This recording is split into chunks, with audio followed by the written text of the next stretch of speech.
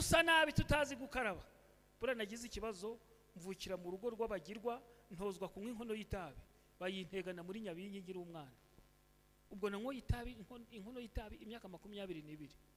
Icyo gihe sinakarabaga, ntabwo narizi kunyuza amazi mu kanwa. Yesu ashimwe. Mana mbese byari nta kigenda, nahoraga naziraga narya ibiryo bishushe kuko inda zo mu mupira zazamukaga zikambuza amahoro, bikansaba ko ndya nakuyemo ibiryo bishushe. Cyo reka ngere mu Mana rero. Haleluya. Yesu aransirimura. Ntamena si aransirimura. Mbere nabwirizaga mfutse amenyo kuko yaraketse, buriya ibijigo byagiye birivanamo kubera ko byari byaragiye biraba bibi cyane. Ariko ngeze mu torero Imana yigisha koza amenyo. Haleluya. Inyigisha kumesa tibyakira aho ngaho inyambikana karuvati. Nimwavuga amena mwebwe mbundi muri muyiheme bari. Haleluya. Iyi karuvati rero mfite uburenganzira bwo kuyambara guhera tariki 1 z'ukwezi kwa mbere kazageza tariki 1 z'undi mwaka mu kwezi kwa mbere. Yesu yangiriye neza rero. Nkabwira aba bashitsi bari hano mubishaka, Yesu yabaha imibereho yejejwe. Abantu bakabibazaho. Ariko bari abantu, hari abantu batemera ko abantu bihana rero. Niba mbabwiye ngo navukiye mu rugo rw'abapagani, abo twaturi kumwe nababwiye ngo navukiye mu rugo rutari rwiza, data yahaze mama ari umugore mukuru amuzaniraho abagore 6. Ibi ndi kuvuga kandi biri kumvikana hose. Mvukira ahantu hatari heza kuko mu wacu nta byo kurya byabagamo. Bituma rero ibyaha byose bibaho bagenda babidusiga, ko turi abajura, ko turi n'abarozi. Ubwo buzima tububamo mu buryo bubabaje bwo guhora turarira buri gihe. Ariko igihe kigeze Imana iraturuhura. Imibereho yejejwe rero nayifuriza buri wese uri muri iri torero. Nubwo abantu bamara guhaga ubutumwa bwiza ugasanga basubiye inyuma, bashaka kongera gusubira iyo bari, ariko hirya gusubira iyo wari uri ni habi, aheza ni mu Mana. Kamagarira abantu bari hano rero, nta cyiza nko kuba mu ruhande rw'Imana. Kandi iyo ubaye mu ruhande rw'Imana ukagira imibereho yejejwe, burya amahoro ijuru ritanga Imana irayaguhereza. Nitwa Karenzo Jean Bosco rero. Ubundi nitwa Karenzo muri iki gihugu cy'u Rwanda, ninje witwa Karenzo mu babwiriza muri ritoro ry'abadivarizo umunsi wa 7. Ariko iri zina naryo dati yari yinyise. Burya bakera bavugaga amazina, yabona umuhagitse akakwita izina, umwana bakamwita izina riri kubwira abandi bamuhagitse. Yanyise Karenzo rero, yari yararahiye ko atazongera kubana na mama. Bisuza igihe kigeze amugarura hazize imyaka 8. Mama baramutaye nuko asaba inda yanje ijoro rimwe. Yari yararahiye ko atazabana nawe, bamanje kuja guterekera mu ndaro rero. Nuko aravuga ati mwise Karenzo ndenze ku ndahiro nari nararahiye, nongiye kubana nawe. Iri zina rero si kenshi numva ndikunze, kuko iyo nkurikiranya amateka yaryo mbona mama yari yarabayindushe. Cyakora nongere nkababwira Imana ikunda indushi cyane ikaziba hafi. Muzarebe n'abana b'imfubyi burya abantu bashobora kubateragirana. Haba igihe abana bari kugenda bonjonjwa barara aho babonye bakabita amazina, bamwe ni bari abakobwa batubwo bashatse kubindaya, abandi ni ubuyegera. Nyamara nyina ntawe na se ntawe, babayeho mu buzima bwo kwirwanaho, atirwanye hashobora no gupfa, nuko bakababatiza amazina. Barabana ni ingegera, barabana burya ntabwo bumva. Nyamara nawe ugiye mu mwanya wabo wasanga ijuru ryita kuri abo bantu cyane, kuko rirabagaburira. Haleluya. Bikabaha ubwenge bwo buryo babaho, Imana ikabarindira mu buntu bwayo bagakomeza kuba b'Imana. Mbifurije rero kuba mu buntu bw'Imana, kuko kuba mu buntu bw'Imana nibyo bigira agaciro. Ibindi byose abantu bafata ko bigezweho ntabwo bigezweho. Ndasoma isomo riri muri Bibiliya nifuza gusoma muri Zaburi cyane ku ndirimbo twagendeyeho. Yavugaga ngo unambe ku Mana ntuyimure, unambe ku Mana ntuyimure. Kandi niyo magambo tugiye kuganiraho muri uyu mugoroba mu minota mikeya. Unambe ku Mana ntuyimure. Impamvu ugomba kunamba ku Mana ntuyimure, iyi Zaburi ya 91 hari amagambo ahari avuga ngo, ntarasoma rero Yesu yaraturuhuye kandi nubwo nigisha abandi ariko nifuza kugira ngo nanje Imana impe imibereho yejejwe. Amagambo aravuga ngo 91 ku murongo wa 14, amagambo avuga ngo kuko yankunze akaramata nicyo nzamukiriza, nzamushyira hejuru kuko yamenye izina ryanje, azanyambaza nanje mwitabe, nzabana nawe mu makuba no mu byago, nzamukiza muhe icubahiro, nzamuhaza uburame kandi nzamwereka agakiza kanje, kuko yankunze akaramata nicyo nzamukiriza. Aya ni amagambo Imana ubwayo yavugiye muri Dawidi ko kubakunda Imana. Ubundi akaramata basobanura ngo nugukunda Imana ubutayirekura. Wakira ukayikunda, wakena ukayikunda, wakwiga ukayikunda, utaba warize ukayikunda, washaka ukayikunda, utarashatse ukayikunda, wabyara ukayikunda, utarabyaye ukayikunda. Uwo kuko yayikunze ubutayirekura Imana izamukiza. Yesu ashimwe. Nifuza ko muri iteraniro ry'uyu mugoroba twakunda Imana ubutayirekura. No mu gihe bikomeye ukayinambaho. Tumaze iminsi turi kwigana muri Daniyeli n'igice cya kabiri, ndazangera ku gice cya 7. Ejo twabonye ko hameze ihembe ritoya, kandi ihembe rito Daniyeli yakomeje kurireba abona rirwanya abera. Iyo wumva abera ubundi kuko Imana yacu ari yera, abera baziranenge nibo bazabona Imana. Haleluya. Ababera rero Satani ntabakunda binyuze muri iri hembe rito cyangwa se ubwami bwagaragaye nka Roma nyirisitu. Hari amagambo ari ku murongo 21 w'igice cya 7, amagambo ari kuvuga ngo maze mbona iryo hembe rirwanya abera ryenda kubanesha, kugeza aho umukuru nyiribihe byose yaze agatsindishiriza abera bisumba byose, igihe kirasohora abera bahabwa ubwami. Ari amagambo ashobora kudukomeza muri uyu mugoroba. Nubwo ibintu byahinduka, Yesu agatindayo bigasaba ko badushingura, igihe kizagera aho badushinguye Yesu adukureyo. Byanga byakunda abera bazahabwa ubwami. Niyo mpamvu muri uyu mugoroba mbwira abashitsi n'abasangwa, cyane ndabwira abadivarise bashobora kuba bamaze kurambirwa, kandi koko yemwe turategereza. Habaga igihe haje ibintu bigaragara ko ari byo gushusha imitwe, ko noneho Yesu yaje byakomeye. Yemwe nkabona abantu iby'Imana babisazemo, ariko icyo kigeragezo cavaho aba bari kubiragira bakongera bakagwa. Ukabona abantu basubiye mu byo bari bararetse, ariko Imana yo mu ijuru yihanganisha abanamba ku Mana ubutayivaho. Ikabihanganisha gute rero? Kuko wankunze akaramata nicyo nzagukiriza. Kandi buri wese muri uyu mugoroba yakwiyumvamo gukunda Imana akaramata, akayikunda kurenza. Niba ari umugabo uzakunda Imana kurenza uko ukunda umugore wawe.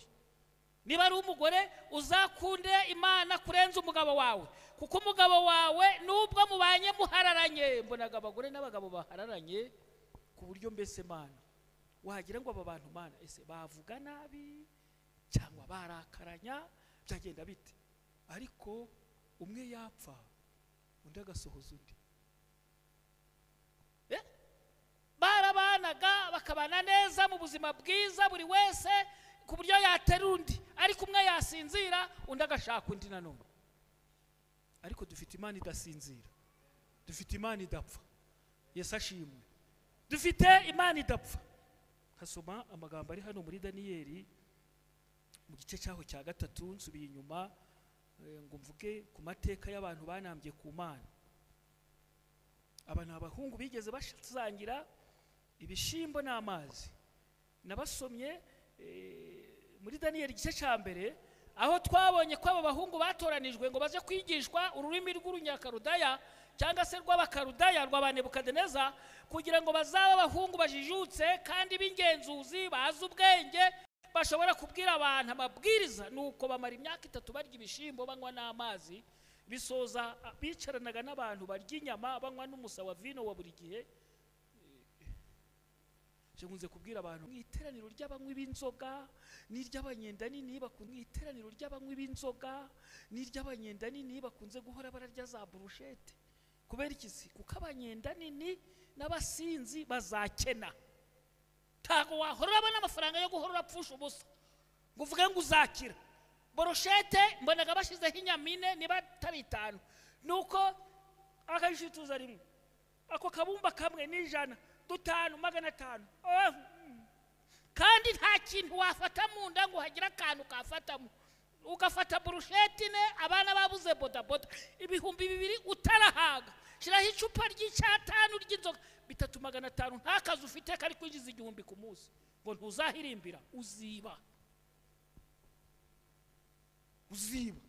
Kandi iyo ukunze akaryoshe udashoboye kugakorera urahemuka.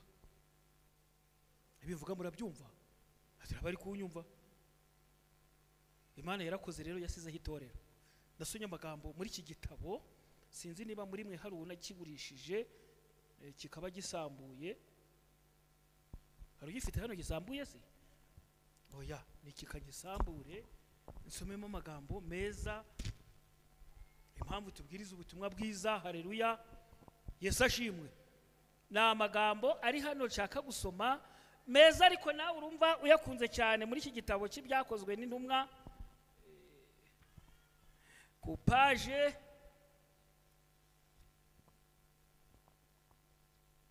ya 10. Hari amagambo ari kuvuga ngo itorero igihome cy'Imana ni umudugudu wayo w'ubuhungiro yashize ku isi yagomye. Ko mutavuze amena se? Iri torero turimo ni umudugudu w'ubuhungiro ngo abasambanyi baza barihungiremo, abajura barihungiremo, abasinzi barihungiremo, nuko Yesu abatoze. Dufite umugabo utanena. Ejo nibwo nababwiye ngo ushobora gutinya umuntu uri kureba uko ahagaze, ntutinyuke kuba wamubwira ngo evayo hano nkubwire, wegereye hafi yaho baje kwiherera. Ariko Yesu mutakiye tumva ndapfuye, Yesu ashimwe, yagusangaho akagukiza. Yesu yumva abapfakazi, yumva imfubyi, yumva n'abakene. Murebe Yesu utanena, wemera kubana n'umukene utazi gukaraba, hakabana n'umukene utazi kwiyuhagira, ufite n'inda mu mutwe akazigira no mu myenda, akamuhamagara, akamwuhagira, akamukarabya, akamuhindura umusirimu. Rero itorero ni igihome.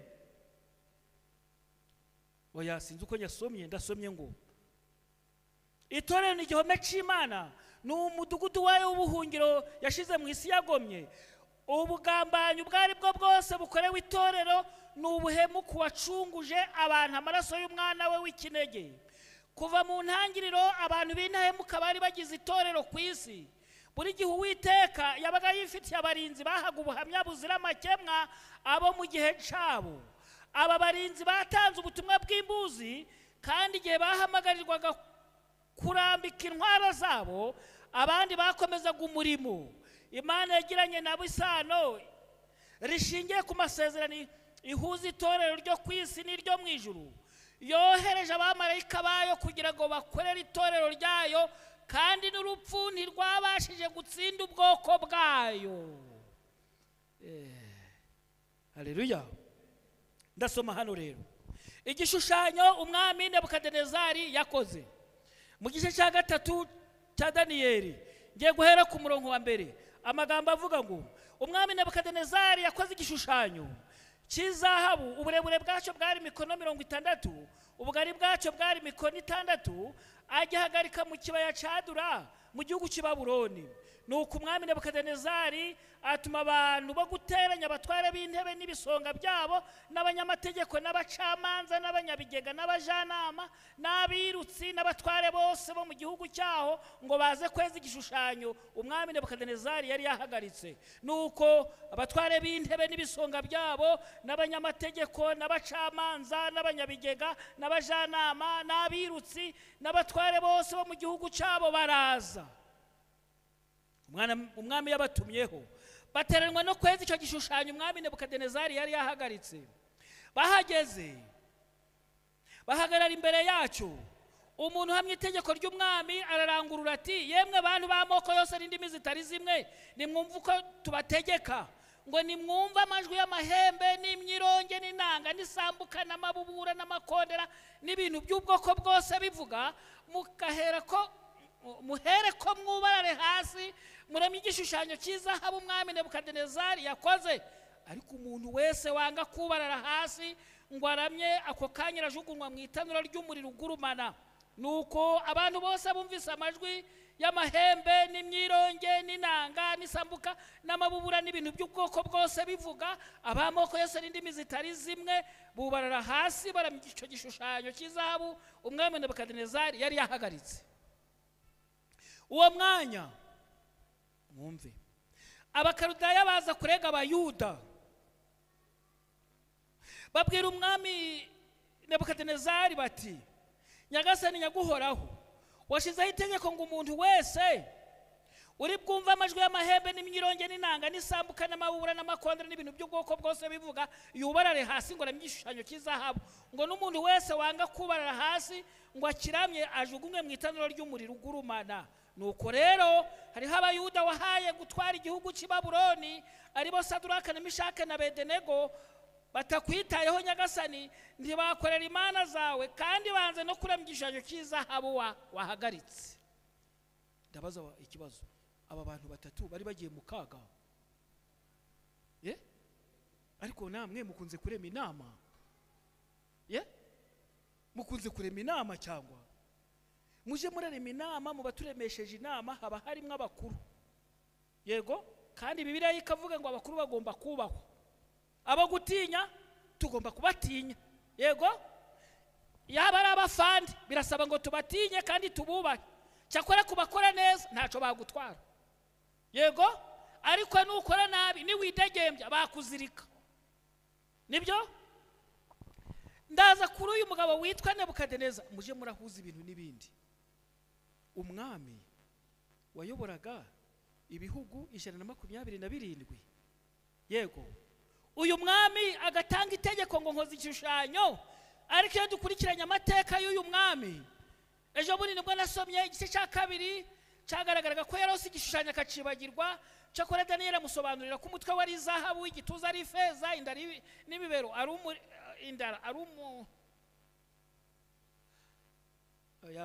umutwe zahabu, igituza ifeza, yego, inda n'ibibero byari umuringa, yego, amaguru ari ibyuma, siko bimeze, ibirenge ari amano n'ibyuma bivanze. Nuko tubona ari ubusobanuro ko ubwami bwa Nebukadineza bwari bukomeye nk'ubwo bugereranywa n'ibuye rya zahabu, ariko Daniyeli amubwira ngo nyuma y'ubu bwami bwawe bukomeye hazimika ubundi bwami. We ntiyabyumva rero, yarahinyuye mu bintu bizarimbuza abantu benshi, ngo ibintu Nebukadineza azazira, yahinyuye iby'Imana.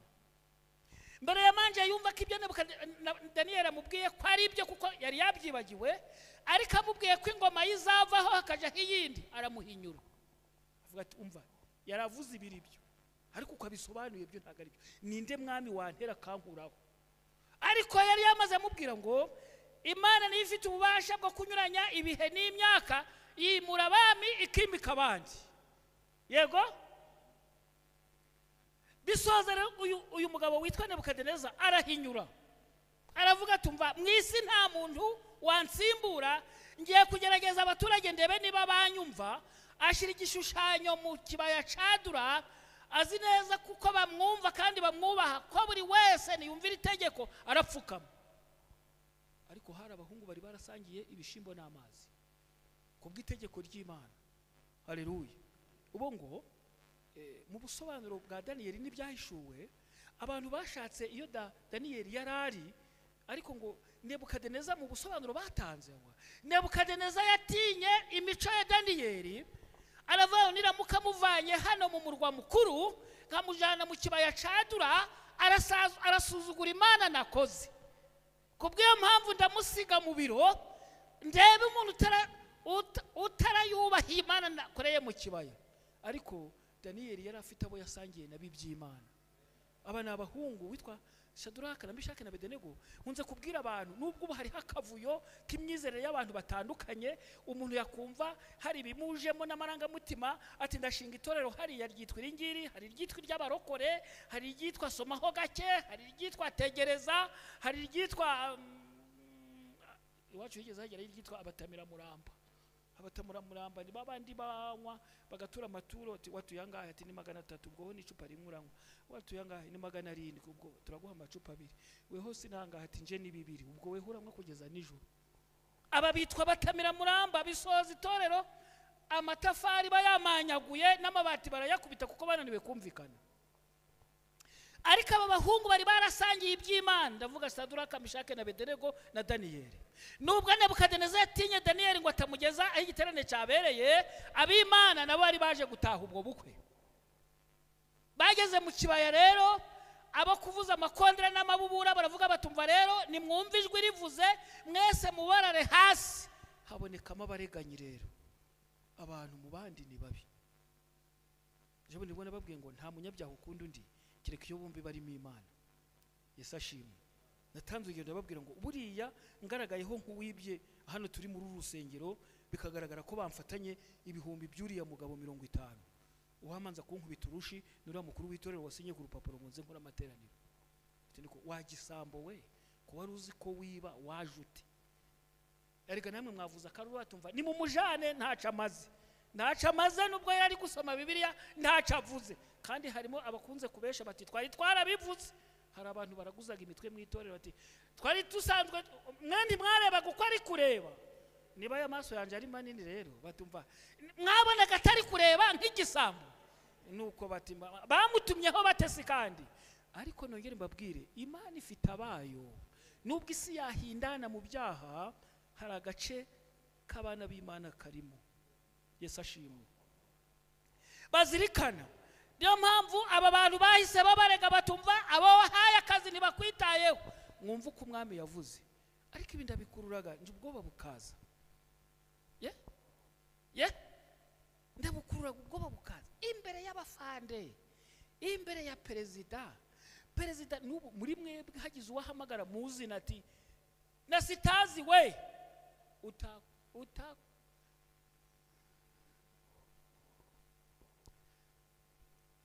akaguhamagara muzina ati mbare kabiri wageze hano ntabwo washobora gukenyera umukandara turukumvikana si rero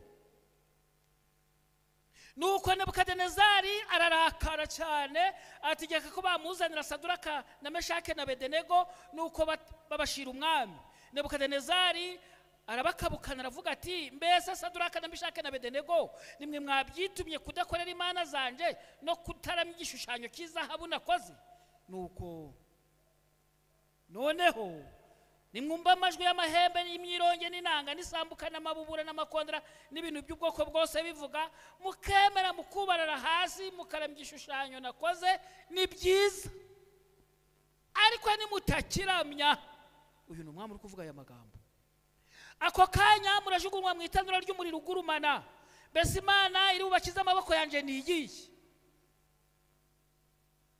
Saduraka na Meshake na Abedenego basubiza umwami bati Nebukadinezari nta mpamvu iratuma tugusubiza iryo jambo niba ari byo Imana yacu dukorera ibasha kudukiza mu itanura ry'umuriro ugurumana kandi izadukiza ukuboko kwawe Nyagasani ariko naho itadukiza Nyagasani umenye ko tutari bukorere Imana zawe habe no kuramya igishushanyo cy'izahabu wakoze imbabazi abagabo bari bafite imbaraga kubwira umwami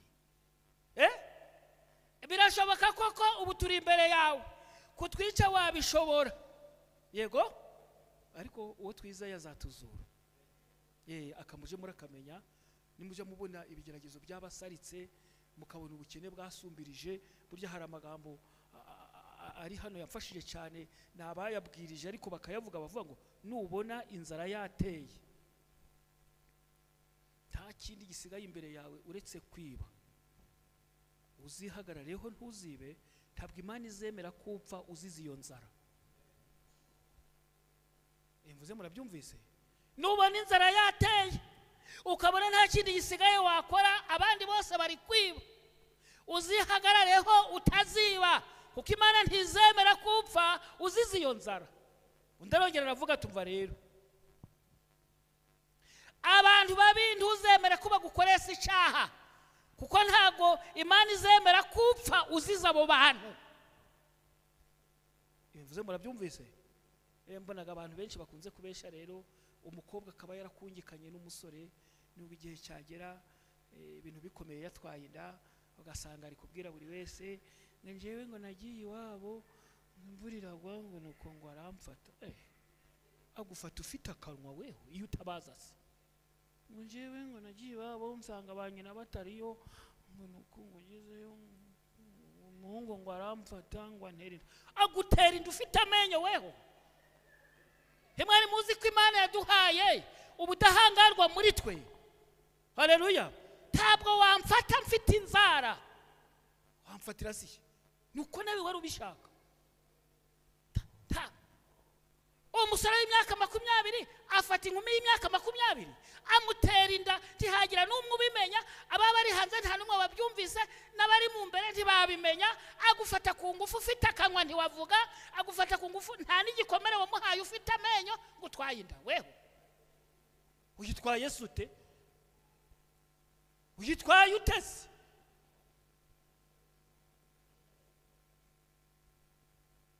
Muraho Imana yatanze ibyangombwa byose by'ubwirinzi ku munyabyaha yakwitabaza. N'umwana muto muzabirebe. Uyu mwana ngize ngo naze hano akaza azi ngo na amahoro, nkavuga ngo vayo nje kugukubita, muri we sinzi imbaraga ziva. Wakurura nawe agakurura, biri kumvikana se? Imana yaduhaye ibyangombwa byose, yaduhaye amaferi, nta mpamvu yo gukora impanuka nk'ikizabiziga kitagira feri. Amaferi turayafite, katira abantu bafite amaferi. Biragusaba ngo ugire amaferi mu rurimi, ugire amaferi mu maso, ugire amaferi ku maguru, ugire amaferi ku maboko, ugire amaferi mu bwenge, kuko amaferi nacika mu bwenge bazakujana amabuso. Ndagaruka kuri aba bahungu rero, baravuga batumva rero iyi Mana dukorera turayizi yadukiza kuko ni nyembaraga. Haleluya. Iyi Mana dukorera turayizi, tuzi ko ari nyembaraga, yashobora kudukiza itanura ry'umuriro. Icyakora ntabwo tuyizereye kugira ngo idukize, naho itadukiza ntabwo turakorera Imana zawe. Abahungu bari mu Mana neza, bari ibishimbo bakanywa n'amazi, abandi bari kurya inyama, bari kunywa n'umusa wa vino uturutse ku mwami. Icyavuyemo ni ikihe rero? Kuri 19 hari amagambo ahari. Nebukadinezari azabiranwa n'uburakari, mu maso yahinduka ukundi, areba Saduraka na Meshaki na Abedenego igitsure, ategeka ko bakwenegeza itanura ngo rirusheho ko ryari rikwiriye kwaka 7, maze atoranya abanyembaraga bo mu ngabo ze, abategeka kuboha Saduraka na Meshaki na Abedenego ngo babajugunye mu itanura ry'umuriro ugurumana. Nuko baboha abo bagabo uko bakambaye amafurebo n'imyambaro n'imyitero n'ibindi bambaye, babajugunya mu itanura ry'umuriro ugurumana. Maze kuko itegeko ry'umwami ryari ryikubagaho kandi umuriro ugurumana cyane, bituma ibirimi by'umuriro bisumira abo bagabo bari bateruye Saduraka na Meshaki na Abedenego, birabica. Nje rero ibi iyo mbikuriye mu bwenge nkaja mu bwenge, hari icyo mbona. Umwami arakaye yabwiye abasirikare batumva rero aba bahungu mbare 3 mwababoshe. Barababoshe koko, bati muterure mujure mu muriro. Bari barakaye rero ngo basuzuguye umwami, ariko abahungu bo ngo bagiye mu mibare, baravuga ngo uyu mugabo nubwo ateye ubwoba akaba ari umunyacubahiro ko afite manda atazarenza. Iyi Mana yatubujije gupfukamira igishushanyo, burya ni itegeko rya 2 bari bazize.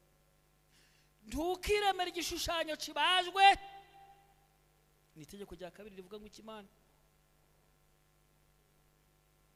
Ntukiremera igishushanyo kibajwe cyangwa igishushanyo kiri hejuru mu ijuru, ntukacikubita imbere, ntukagikorere, kuko Uwiteka Imana ndi Imana yawe, ndi Imana ifuha. Yego murabana gukiranirwa kwa base, icyakora nkababarira abankunda, bitondera amategeko yanje kageza kubuzukuruza bawo bibiha 1000.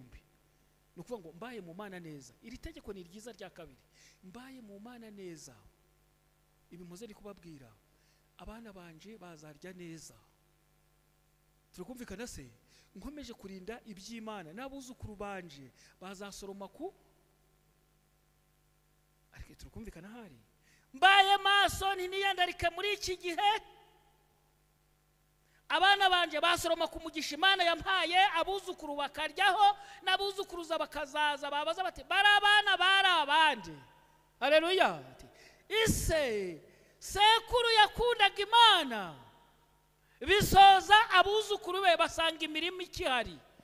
Muzumva abantu benshi akanywa akanywera umurima wa miliyoni akawurangiza, akagenda akaja muri banki akaguzamo miliyoni akayinywa akifurahisha. Mbonaga abantu benshi bari gusubiranamo, akazana miliyoni n'umugore akemera ngo ayizane, bagatangira kurya umuceri n'imigati, icayi kirimo sukari, amatunda, amaronji. Bimaze gushira banki rero ngo urishura. Umugabo yavuga ati duteze hari, umugore ati risubiza aho urikuye, kandi nawe imigati yarayiriyeho. Imikati yayiriyeho n'icaya kinywaho, amata yarayanyoye, ariko n'umurimo arawukunze. Bati wareka tukawugurisha nk'ijuru, ati ndakubwiye urisubiza aho urikuye. Kandi barabisangiye. Niyo mpamvu kuba mu Mana ari byo byiza. Muhora abana gukiranirwa kw'abasi. Base bashobora kurya nabi, bashobora kubara nabi, abana bakarya nabi. Nibyo cyangwa ntabwo ari byo?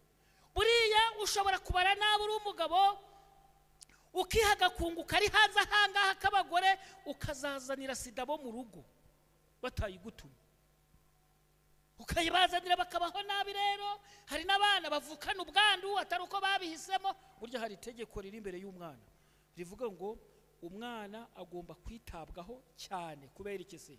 Ugomba kumuha icyo ashaka. Impamvu ni uko wamubyaye atabigusabye. Yagiye kubona abona wamubyaye ariko ntago yabigusabye.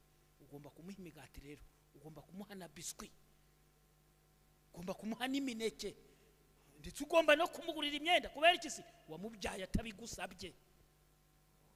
Abantu bari ngo angabana ngo abana ngo barananiye ngo mfite ibyana ngo nibicumva. Wabibyaye ute se? Ko bitakubwiye ngo bibyare, wabibyaye ute? Ceceka ahubwo ubahati ibiryo, takundi. Yesu ashimwe. Simuri kunkurikira buriya, muri kumva ndi kuvuga ngo iki?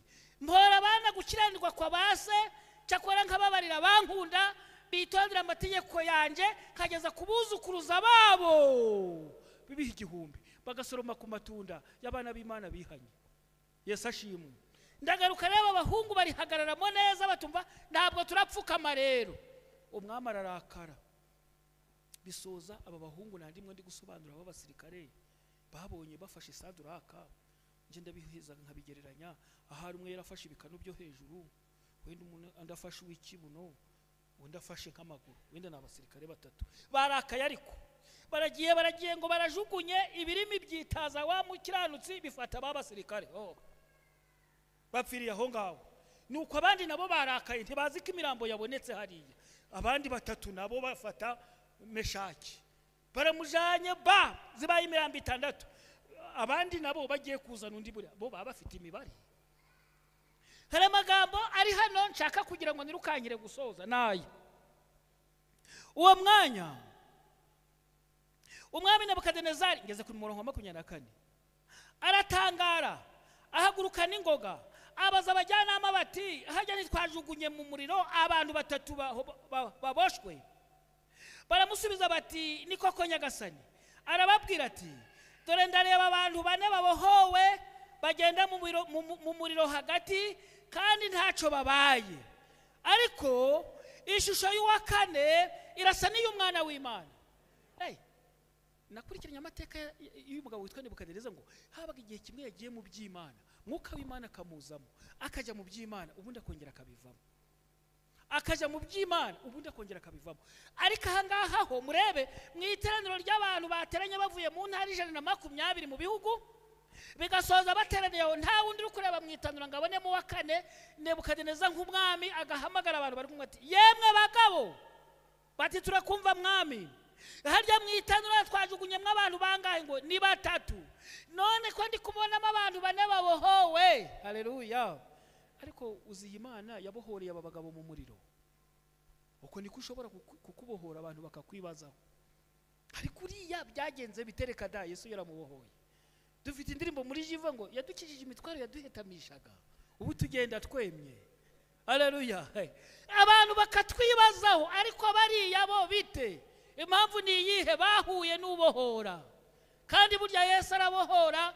Nasomye amagambo mu kugana Yesu avuga ngo abo Yesu yabohoye ntabwo uzabona bakambije agahanga.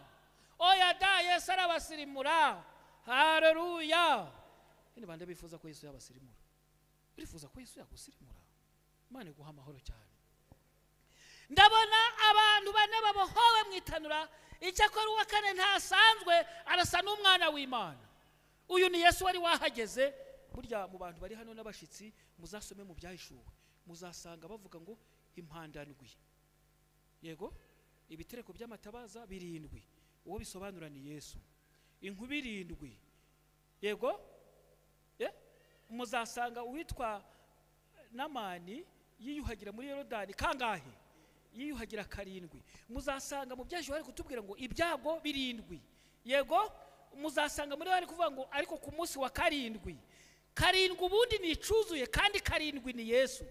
Rero amateka avuga ngo Nebukadineza yahamagaye Yesu atabizi, avuze ngo mwe nageze itanura mufite umujinya bwa mbere bwa kabiri. Iki nkunze kukireba, umwana ashobora kukurakaza, yego, ugahita uvutura kubera kuko wahise urakara, ariko manje wabitekerezaho, ariko uyu mwana mukubite cyangwa nta mukubite, ariko uyu mwana mukubite cyangwa nta mukubite. Niba hari ikintu abana bakunze kunshoboza bo mu rugo n'ugukosa nuko bakazana inkoni, bati mpa ni gusha twabikoze, dore tuzanye inkoni. Sibwo wakubita weho? Wakubita? Umwana avuze ati pa nahemutse, bari bambwiye ngo mpati birayi none ninabihase, dore nzanye inkoni ngumpane. Wakubita? Wakubita? Cyakora hari abagome bakubita, ariko nje ndareba ukuntu uyu mwana wibwirije siko ari mu mafuti. Ubu ngiye kumuhondagura, hari inyungu zirabamo n'izinyo. Uzongera gufutika ntubikore, tuzabonana, ariko ni ukwikangira. Rero 7 uko bagendaga basunika bakoranya n'imbaraga n'umujinya bwa 3, bwa 4, bwa 5 kubw'itegeko 6, 7 Yesu yari yahageze. Yesu aravuga bikaba, yategeka bigakomera, yabwiye umuriro ngo inshuti zaje zigiye kuza, tugira icyo zitwara. Niyo mpamvu bagiye kugera mu itanura, ariko rero Mana bisaba kwizera. Bisaba kwizera we. Aba bahungu burya ngo bagiye mu itanura bazi ko bagiye guhita bapfa, ariko basangamo n'akaruhura Yesu yabatanzemo. Haleluya. Burya Yesu araturamira. Batanze icyitegererezo ku Ciyoni. Ikiyoni iyo kiri gutoza ibyana byacu kuguruka, kiragenda kikabitumbagiza hejuru cakagoma, nuko cabigezeho kikabirekura, kikabisiga cyo kikaza mbere. Kikaza mbere cyabona ubwo icyana kiri kwiga kugira ngo gisimbuke, kikagoma yaje kubona ikabona cyananiwe kigiye kuruha, nuko ikongera igatanda amababa, icyana cyo kikakumugongo, ikongera ikagitumbagiza hejuru, bigasoza kimenye kuguruka. Uko ngo niko Imana yemera ko ibigeragezo bitugeraho. Haleluya. Ariko ikadutoreza mu ishuri ry'umubabaro, ku musozi iyo tunesheje ijuru rivuza impundu. Niyo mpamvu aba bahungu nabo bari bavuze batumva rero Mana ni wowe waturemye. Ndabaza muri mwe, ninde wigeza gururwara? N'urwara ruri kuno ni Imana yaruremye.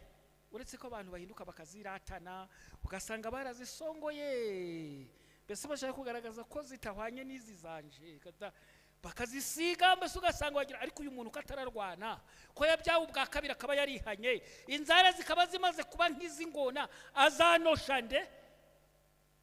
Ko mutari kunsubiza, uyu muntu azanosha nde? N'inzara kuzivukana zikaba ku nzara, burya n'ubwiza Imana yagiye iradutaka. Haleluya. Nibi bibabi by'amatwi n'ubwiza Imana yaduhaye, n'izi ngohe abantu bamaze kurengwa rero nibi bitsiki babikuraho. Nyamara mu mateka nakurikiranye y'ibi bitsiki n'ukurinda imyanda idahita imanuka iza mu jisho. Mu bantu rero umurengo warenze nibi bishokoro bya hano babivanamo kugira ngo bigaragare ko nyine bigaragara ko bikosoye. Ariko kambabwire, Yesu ashimwe.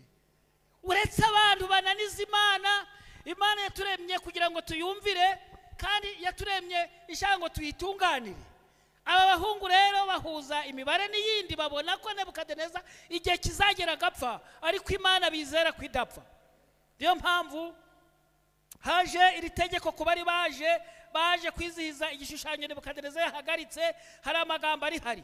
Nebukadineza yigira ku muryango w'itanura ry'umuriro ugurumana, aravuga ati yemwe ba Shadraka na Meshaki na Abedenego, mwabagaragu b'Imana isumba byose mwe, nimusohoke muze hano. Amen se.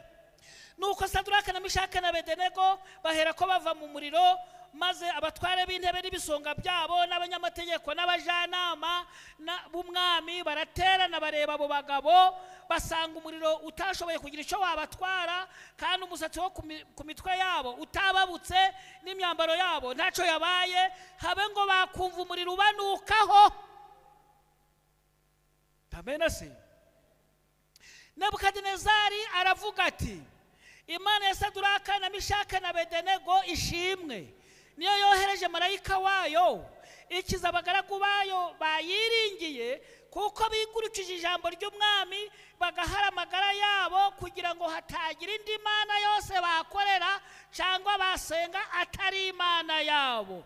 Nicyo gitumye nciteka kugira ngo umuntu wese wo mu moko yose n'indimi zitari zimwe uzavuga nabi Imana ya Shadraka na Meshaki na Abedenego azatemagurwe. Nsoreje hano, abantu bose bari baje kuramya igishushanyo bataha batangarijwe ijambo. Nihagira uvuga nabi Imana y'aba bahungu bari bazi ko bajanye mu muriro, azavuma.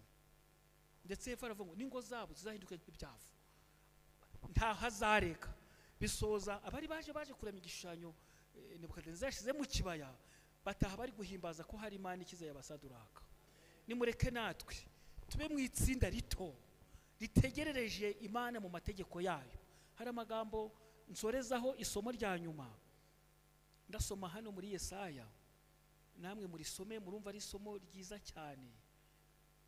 Haleluya. Yesaya 25 ndasoma umurongo w'8 n'umurongo wa 9. 25 ku murongo w'8 n'umurongo wa 9 hariho amagambo nshaka gusoma. Ku magambo avuga ngo kandi urupfu azarumira bunguri kugeza iteka ryose. Uwiteka Imana izahanagura amarira ku maso yose, n'igitutsi batuka ubwoko bwayo azagikura ku isi hose. Uwiteka ni ubivuze. Nuko uwo munsi bazavuga bati iyi niyo Mana yacu twategerezaga ko ari izadukiza.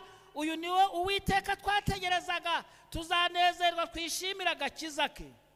Andi magambo aravuga ngo igihe Yesu azabagarutse, abategerereje Imana mu mategeko yayo, haleluya, ubwo bazabona agace k'ikiganza iburasirazuba, bazabwirana ubwabo ko Yesu aje kubatabara. Haleluya. Nuko biyamira batumva rero mu mategeko yawe mwami, nimwo twagutegerereje, hahirwa bazategerereza Imana mu mategeko yayo. Ndashoje muri uyu mugoroba, Imana izakuraho urupfu, Imana ikazahanagura amarira. Ndifuza muri uyu mugoroba mureke tuyinambeho, ko amagambo aravuga ngo kuko yankunze akaramata nicyo nzamukiriza. Ni bangahe bifuza kuyikunda akaramata, Imana ikazadukiza. Imana ihira ibiganza byacu, kandi Yesu agiye kuza azasange turi mu ruhande rw'Imana, kuko aba bahungu bahamije natwe tuzahamye. Yesu aduha ubugingo buhoraho, ko gusenga kwanjye namwe muri uyu mugoroba mu izina rya Yesu.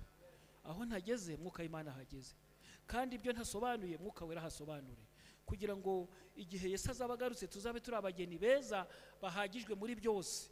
Ndahamagara mu bashitsi batugendereye. Mbese nawe uri kumva? Nubwo bigaragara ko iminota igiye, nicyo gihe nari ntangiriye. Nubwo iminota igiye, ndahamagara nawe uri kumva wanamba ku Mana, uri kumva wayitegerereza mu mategeko yayo, ko ariyo yavuze amategeko 10 harimo n'isabato yera. Ukumva wafatiye umwanya no kuvuga ati Mana ndashaka kuba mu ruhande rwawe, uko byamera kose ndamashije, napfa ndashaka kuba mu ruhande rwawe, nakena ndashaka kuba mu ruhande rwawe, nashaka ndashaka kuba mu ruhande rwawe, ntashaka ndashaka kuba mu ruhande rwawe. Urimo? Nabyara ntabyara ndashaka kuba mu ruhande rwawe. Urimo? Gira gutya ndebe. Muze hano dusenge, Imana ibahumugisha. Muze hano dusenge, muyizire hano dusenge Imana.